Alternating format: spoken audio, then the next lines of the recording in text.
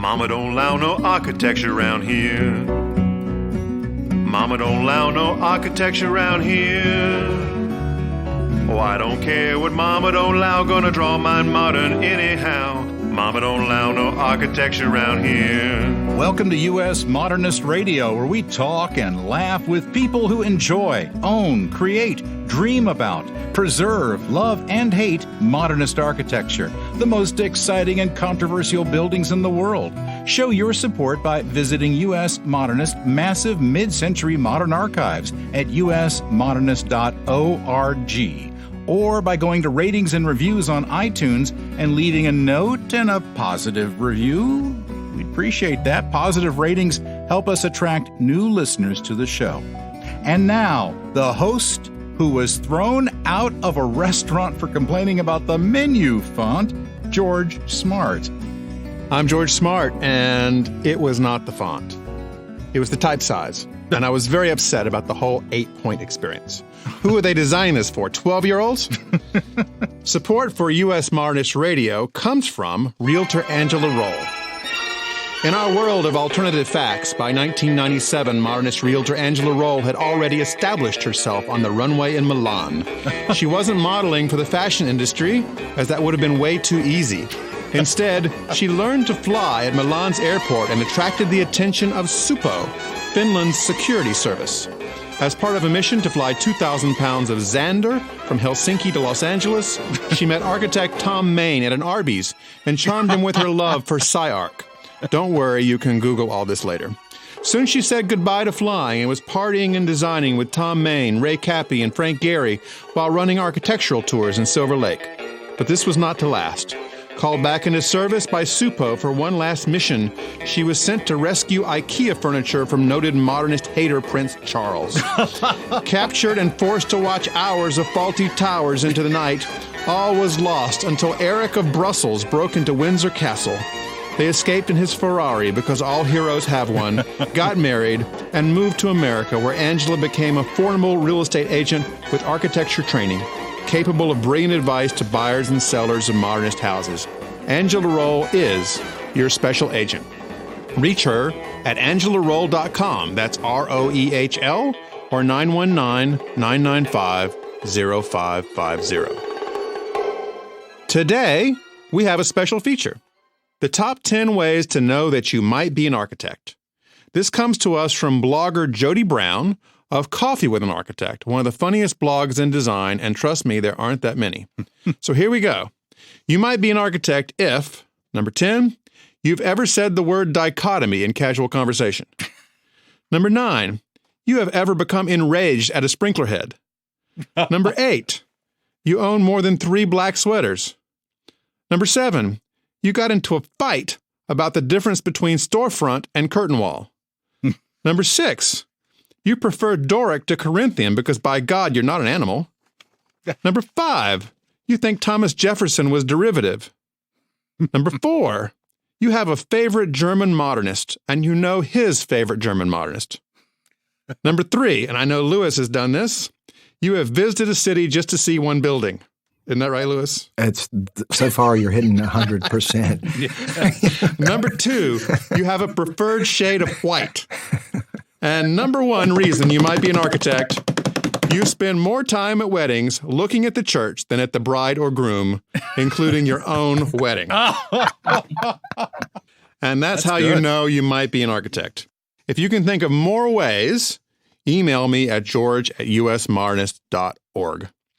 We have a really great show I've been looking forward to for months. First up is Raleigh architect, artist, banjo player, and returning podcast guest Louis Cherry.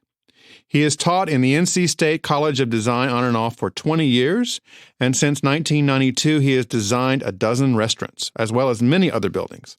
I'm personally a huge fan of the libraries he's designed across the state and elsewhere. I've also heard that he prepared an incredible multi-course meal for his wife's birthday last night, so we'll have to ask about that. Welcome, Louis. I'm glad to be here. Next, Chef Scott Crawford is a 4-time James Beard semifinalist with experience in luxury hotels across America, and he is owner of Crawford & Son in Raleigh, the Triangle's Restaurant of the Year for 2018. He was also named among the top 100 chefs in America by Esquire magazine's longtime critic John Mariani, and he's twice helped luxury hotel restaurants earn 5-star ratings. Welcome, Scott. Thank you. Great to be here. And finally, our biggest fan from Melbourne, Australia, is Chef Ben Shewry. He has been featured in many publications, including the New York Times, where he mentioned US Modernist Radio to our great delight. Whoa. Yeah.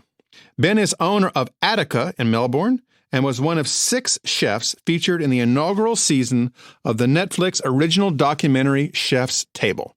He is also the author of Origin, the food of Ben Shewry, and he's in California at the moment, calling us from the street in L.A. Welcome, Ben.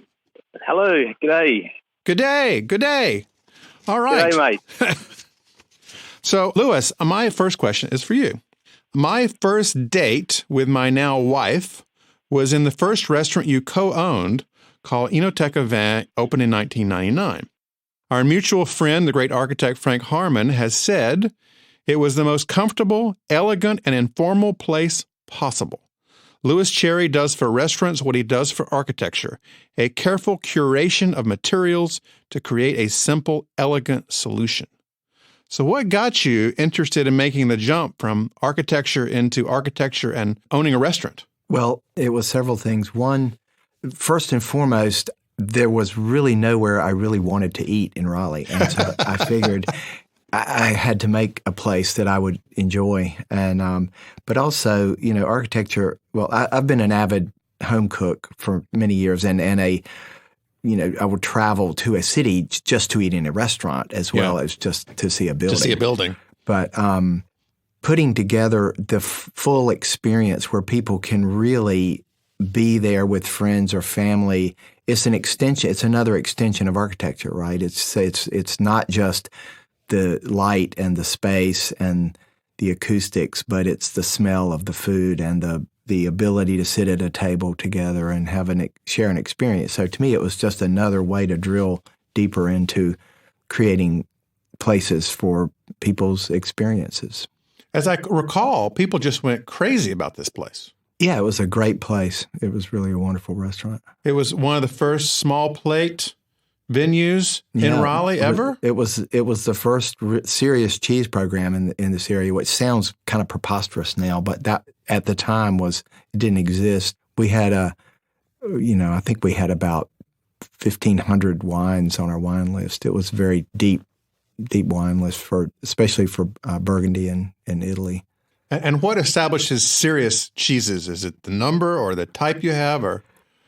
How do I cross over from amateur cheeses to serious cheese? I guess you didn't have any Laughing Cow cheese? It's that serious? That's an amateur cheese. A lot of it was just being able to source cheeses, particularly from France and Italy, that were, really important parts of these wine regions. So, often the cheese from an area is especially good with the wines from that area for some reason. And I'm speaking beyond my pay grade here with Ben and Scott in the room. Well, Ben, your restaurant Attica in Melbourne has really become known for not only its excellent cuisine, but the fact that you are sourcing locally as well, right? Yeah, that's kind of been our thing from the beginning, 13 years now. It's really important to me. I think it's not only important because it tells a story of the place, but it's also more delicious generally. And how did you decide to do that? Because as I understand it, although people have been doing local sourcing in America for a long time, you were one of the first restaurants to really drill down into that in Australia. Yeah, I think the difference a little bit is that we're very interested in endemic ingredients. So, ingredients that only come from Australia. So, every country has a history of migration and the ingredients that migrants brought with them. But in Australia, we've got a really unique set of ingredients, of indigenous ingredients, and thousands of them, in fact. And we've never really taken the time to tap into them in the way we should have. I only know about Vegemite from the song. I know that's out there in Australia. What are some other indigenous ingredients that you use a lot in your restaurant? We're fortunate because the restaurant's on a little sort of suburban strip in a suburb that not a lot of people have heard of before Attica, called Ripponlea. And across the road from Ripponlea is the original estate, if you like, or homestead of the area. English settled that in 1880 and built this big property there. And the National Trust of Australia now manages that. They're a preservation society, and we have gardens in that property, about 2,000 square metres of gardens. In addition to the gardens that we manage and we have full-time gardeners on, we also have free rein on all of the edible plants in that 15-acre property, and it's quite a big collection of Queensland indigenous plants. So that was kind of one of the first things that started to turn me on to native ingredients in Australia. Very unusual things, different fruits that you've never heard of or ever seen, like the plum pine, which tastes like a delicious kind of, well, it doesn't taste anything like a plum, actually. It's a little piney, a little sweet. It only fruits for 1 month of the year. The biggest pine nut in the world, called the bunya. All kinds of interesting things. Bunya. Okay. Bunya. So you have essentially your own farm. Yeah, we do. A small urban farm. We are in the city. We're very fortunate to have that resource. And like I said, we have gardeners working in there full time. And we have about a team of about 10 chefs that harvest every day there. So we just harvest what we need for each service. We're only cooking for 60 people each night, and we just go and harvest what we need and just do that every day. Do you ever sell any of the harvest to people who aren't eating at the restaurant? I mean, like at a greengrocer? It's so labor-intensive to harvest the ingredients that it really doesn't allow us any time to pick for anybody else. And to be honest, we've kind of, after doing it now for nearly 10 years, we've kind of got the amounts that we grow pretty much in line with what we need. We don't have a lot of excess, and what we do have, we eat the staff meal, generally. There you go. Now, Scott, I don't think you have a farm here, but you're sourcing things locally as well. Tell us about some of the places that you get some of your favorite ingredients. Sure. Well, I've been involved with several farms connected with restaurants or hotels that I've done, and worked directly with farmers in that they actually worked for the restaurant. And that's very different experience. It's a very different experience than working with a farmer that's just growing and maybe drops by with some things. Okay. What I learned was, you hear this a lot, but that relationship, really that daily communication with these farmers really helps shape what they're going to bring you and what how far you can push it.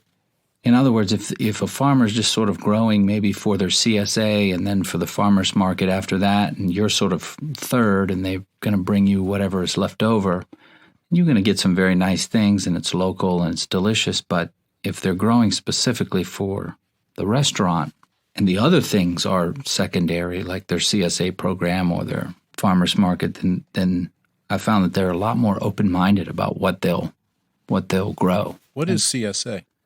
Community-supported Agriculture. It's like delivery, You can sign up for a certain load of vegetables to come every week. Some of them have meat products or seafood as well. It's a really neat program. Like a food co-op. Yeah. Sure. Yeah, pretty much.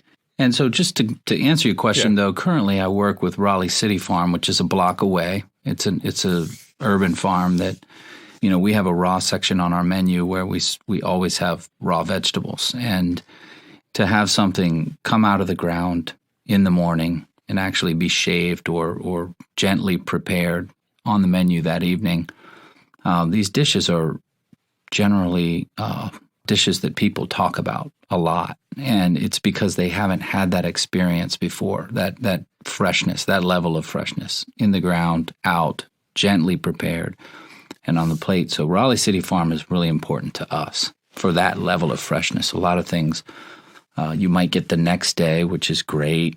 Hopefully all of the local farmers are bringing things to you ultra fresh, but to have things on the menu the same evening that they came out of the ground, that's amazing. It really is. And so we're fortunate. We have a city farm 1 block away. And then we have several other growers from around the city, and some will grow some things and some will grow others. And so we always seek locally first and then regionally. Okay. So that's sort of our philosophy. We have a lot of things growing in the southeast, but we really have a lot within 50 miles too.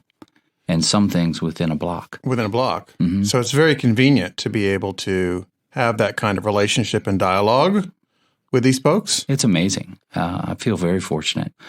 They just walk things over. They're like, for instance, right now, the baby turnips.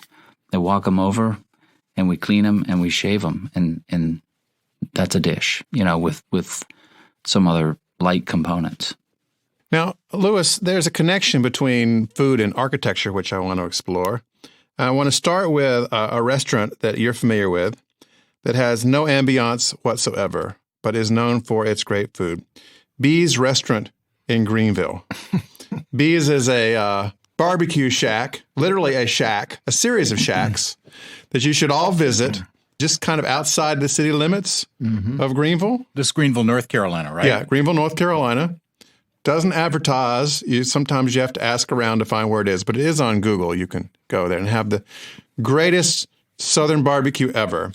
But there is no ambiance other than the fact that you're eating mostly outside, isn't it, I think? Yeah, it's about half and half. About half and half. Yeah. Moving a few levels up from that in terms of design, what are some of the things that you think about when you're designing a restaurant for one of your clients? How do you connect that to their culinary experience they're going to have? Well, and I've worked with Scott most recently on Crawford & Son. He can attest to this. To me, lighting and acoustics are very, very important. That I think many people, the acoustic environment really diminishes their experience. They can't hear the conversation, and I think often people are annoyed by, or let's say just having a less good experience, and they may not know why too. But I think lighting to me is really critical, that it highlights the food so that the light is actually somewhat on the food and not on extraneous things. And so it sort of focuses your attention, and also just that people don't have lights that shine in their eyes and, have this kind of bright thing that is maybe they're not aware of, but that it actually does affect their experience. That's such a simple thing to fix. You'd think. It's actually pretty difficult because restaurants have to be so cleanable and durable that tends to make for smooth, hard surfaces, which are reverberant. Easy to clean kind of things? Mm-hmm. Okay. Yeah. I always wondered if maybe part of it was that if it's hard surfaces and a lot of echoes, it sounds busy. It sounds like people are having a good time. Some people say that, but in reality. But I hate it. Yeah. Well, there's a fine line there, right, between something being vibrant and something being too loud. Being obnoxious. Yeah. Right. Ben, when you were starting up your restaurant, did you go into an existing space or did you design a new one? No, I took over existing space. It was already Attica. It'd been Attica for about 2 years. And I was just employed as a head chef after applying for a job in the newspaper. I was 27 and there was absolutely no money. In fact, there was the opposite of no money. There was a lot of debt. So we really had our backs against the wall. So we just had to work within the space that I had. And at the time, you probably best described interiors of the restaurant as having kind of a Middle Eastern theme and tones, greens and browns and sort of tan color, very not really that suitable to what I was trying to do. And so I guess after about 5 years, the then owner basically painted the whole place black, floors, ceilings, walls, and it became a very moody place. Slightly emo, you could say. And was the menu moody too? And yeah, no, I was pretty moody as well. Absolutely, yeah, I wasn't very happy with anything back then, including the interiors. But I had the opportunity to buy the restaurant 3 years ago, and as soon as I could afford it, I saved. We did a huge renovation of the dining room. Attica sort of embraces the 70s and 80s, and the DIY pretty hardcore. That's part of my DNA, growing up on a farm in New Zealand and not having a lot of money. And so we enlisted a great architect, Eva Fosher of Architecture in Melbourne, and she was a friend of a friend, and I just wanted to be able to work with somebody without too much ego. And so Eva, we had this first meeting with Eva about the redesign of Attica, and by that time, Attica was, a very, very well-known restaurant in Australia and internationally. And there was a lot of pressure on a renovation of a celebrated restaurant. You really have to get it right in the design and in the fit out. And so I sat down with her for the first meeting, and I knew I had the right architect. When she said, "Well, what do you want?" And I said, "Well, there's really only two things that I want. I want it to be kind of an iconic feeling, Australian feeling design. It has to feel like it has to have a sense of place, and it has to, reference the work in some way or support it. And the other thing is I really wanted to use this chair from 1961 called the Featherston Scape dining chair. I said I'd been trying to collect vintage examples of it, but I couldn't find enough. And she said, "Oh, well, I know Mary Featherston, wow, who's the designer, and her husband Grant, who were the designers, and we can get it remanufactured by the original people that made it."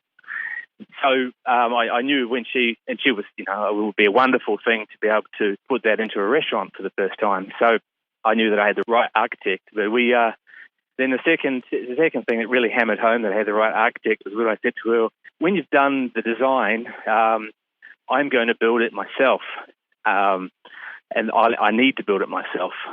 So probably most architects would run from that a million miles, probably rightfully so.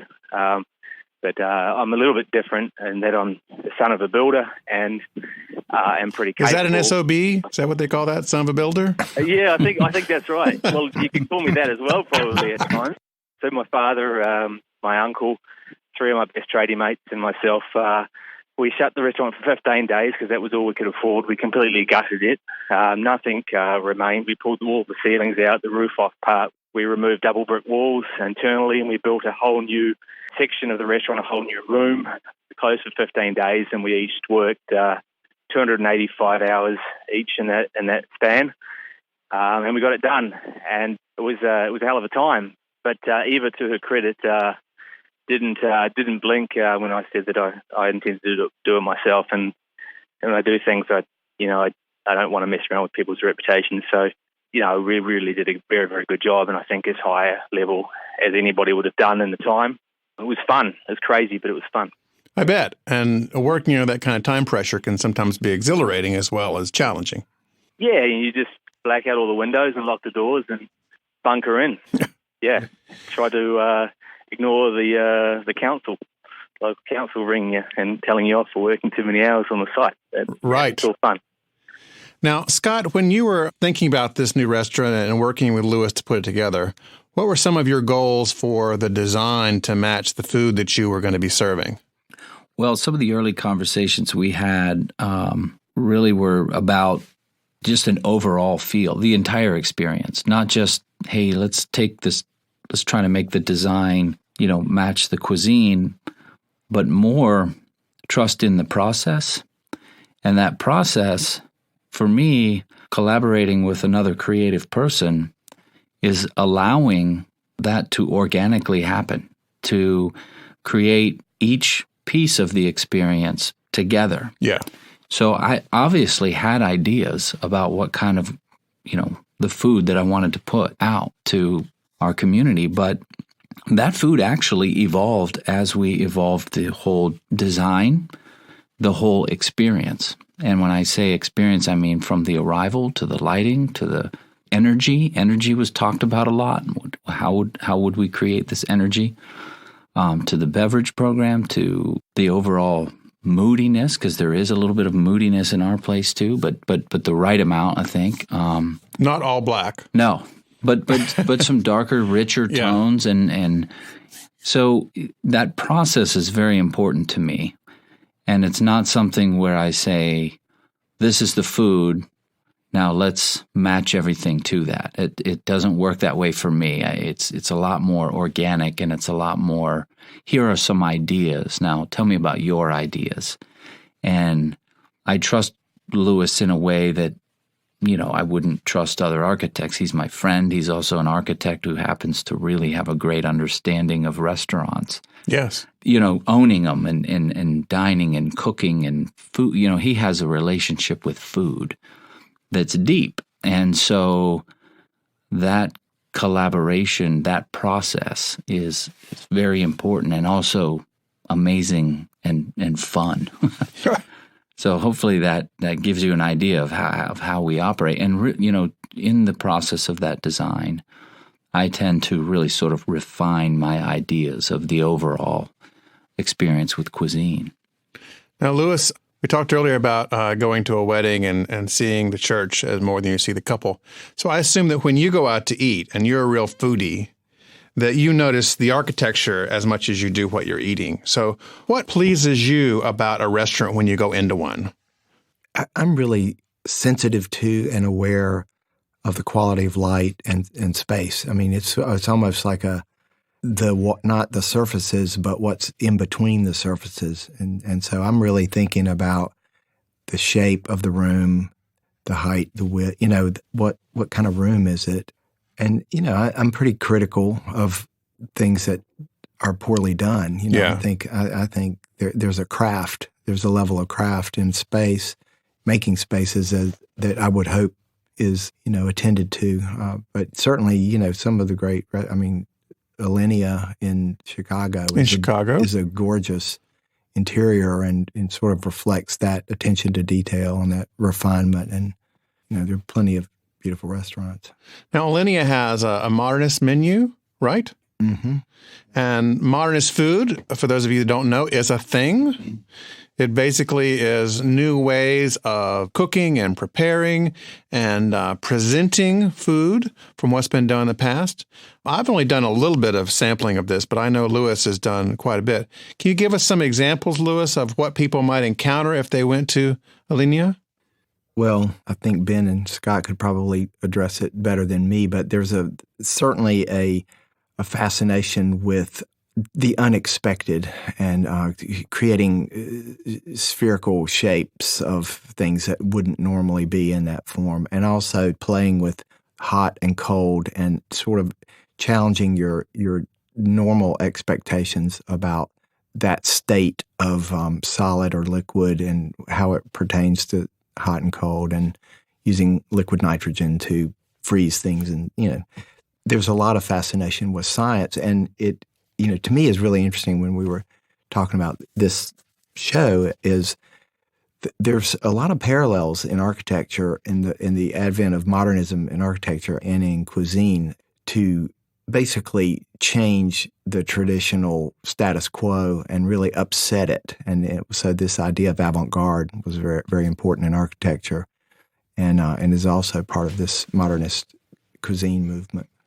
Ben, in Australia, as you worked with Attica, were there any things that were unique and special about the restaurant other than your local sourcing and your farm that kind of disrupted things for restaurants there?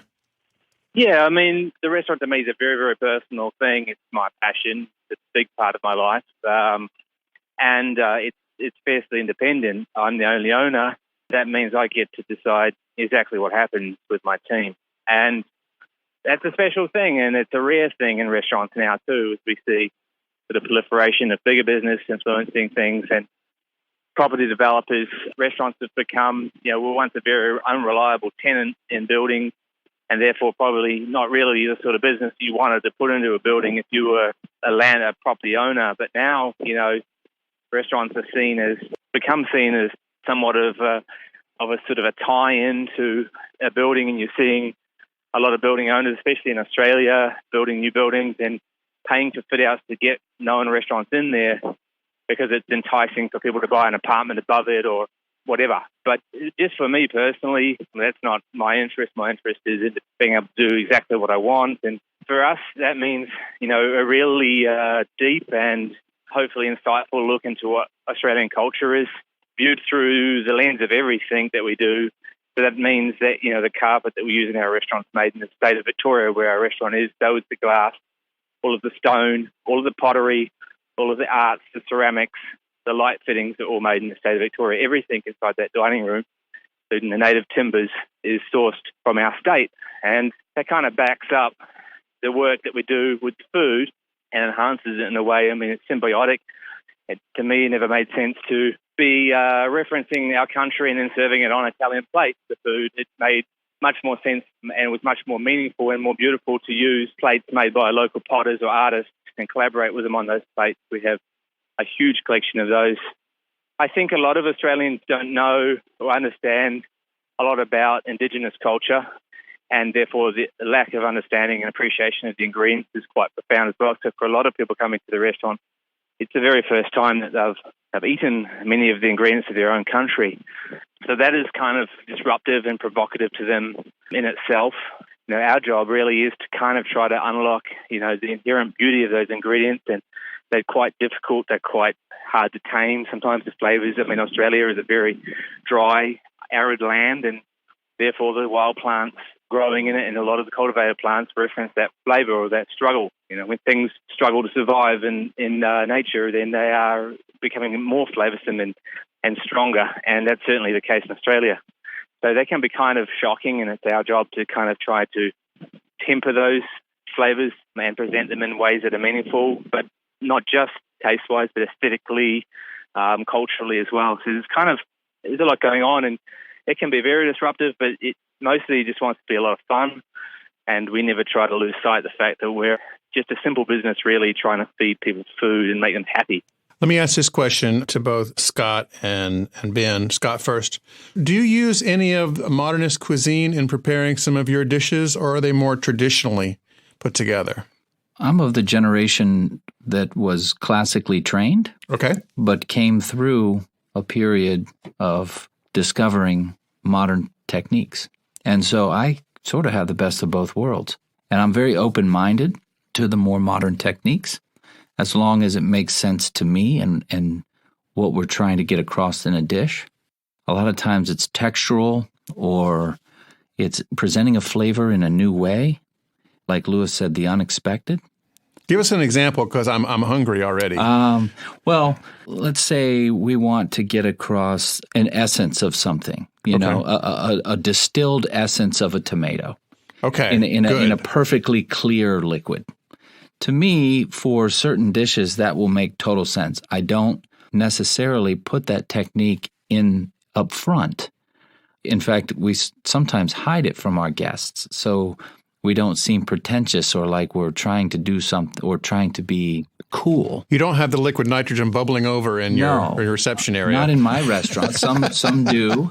We don't. We tend to be a little bit more subtle about the technique that goes into, but the finished product, we have something that we call the tilt.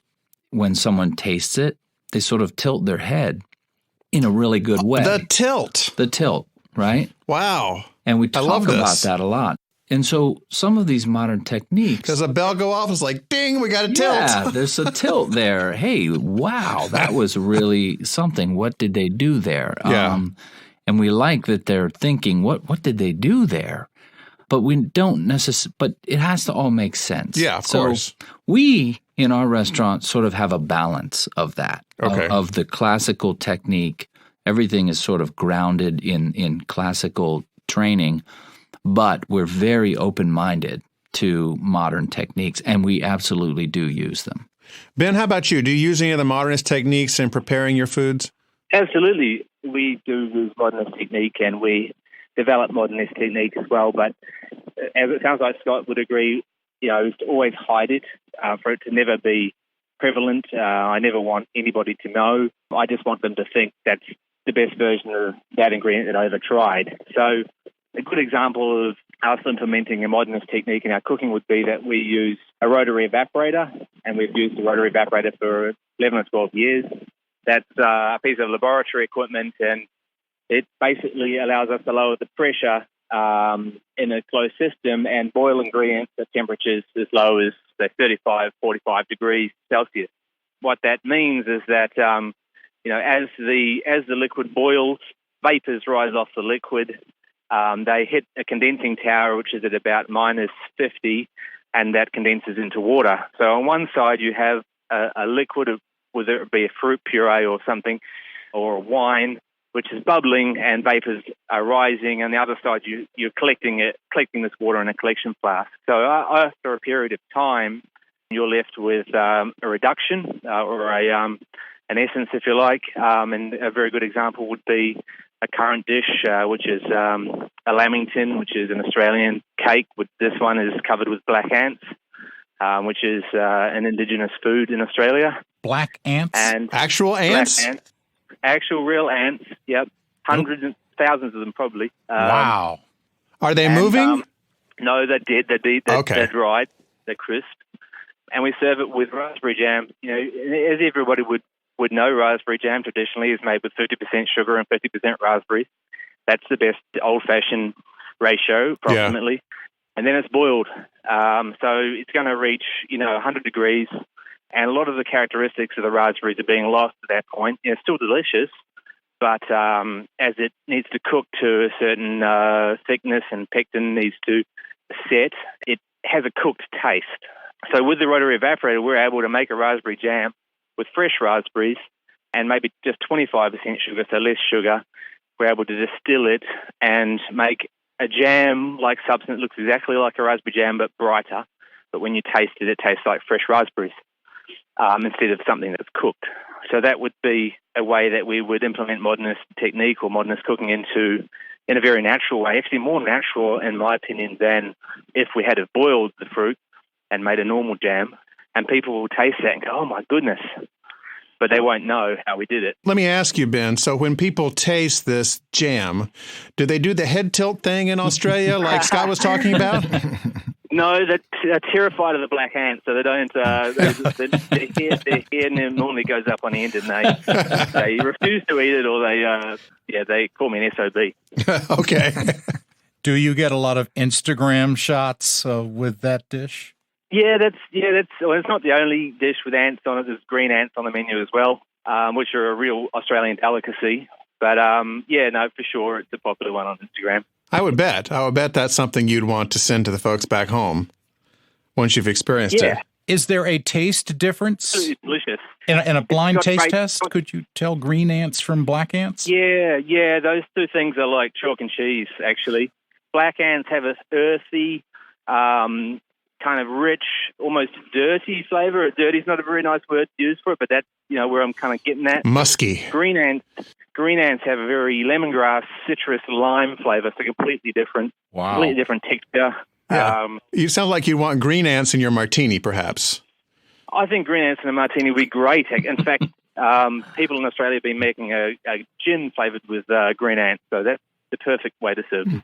All right, Lewis, while you're not a professional chef, let's get back to this wonderful dinner that you prepared. What did you make for your lovely wife for her birthday, which I heard was fabulous? Well, I made the main course was a ricotta gnocchi, which I stole from the restaurant Lupa in New York. Okay. The gnocchi preparation. And I sauteed some mushrooms in and then finished that with white wine. And then I cooked with the sous vide some fennel bulbs with Pernod and olive oil, and the sous vide is, of course, a modernist technique for very, very gently cooking something.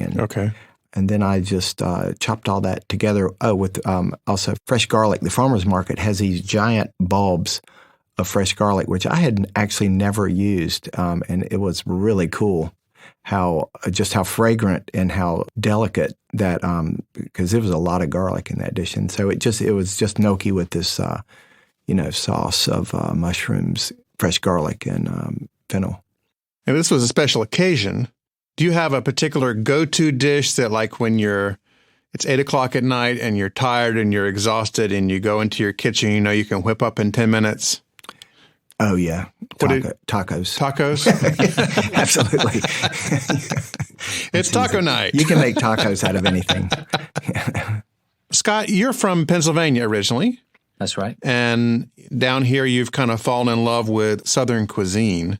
Is there any Pennsylvania cuisine other than scrapple that translates down here to, this area? I mean, I don't hear anything sort of indigenous to Pennsylvania except maybe Hershey's and scrapple. Well, there were things I learned in Pennsylvania that are resurfacing now. I had in Pennsylvania, there are a lot of Amish, and these Amish communities would do things like shoe fly pie and fresh donuts in a very different fashion, a sourdough donut.